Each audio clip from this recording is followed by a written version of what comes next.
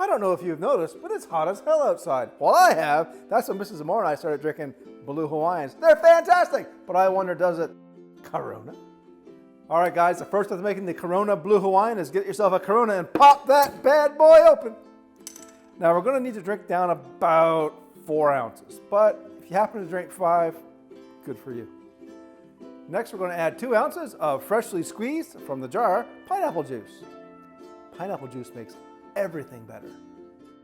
Next ingredient is coconut rum, and I'm going to use Rasta Bob Coconut rum. Now, you could use light rum here, Picardi or whatever, that's fine. I like to amp up the coconut flavor a little more by using coconut rum.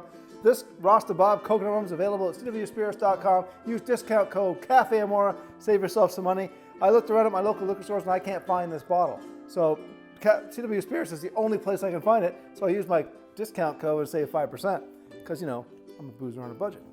Save some money. You should too. 1 ounce. The perfect pour.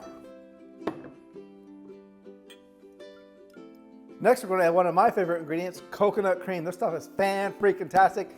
If something doesn't taste good, add coconut cream. Instantly, it tastes better. 1 ounce. And last, but certainly not least, we're going to add Blue Curacao. That's what gives the Blue Hawaiian its blue color.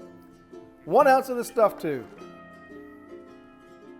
All right, guys, so let's say make the Corona Blue Hawaiian. Let's give it the old college try. But before I do, you know what to do. Slap that follow button for me.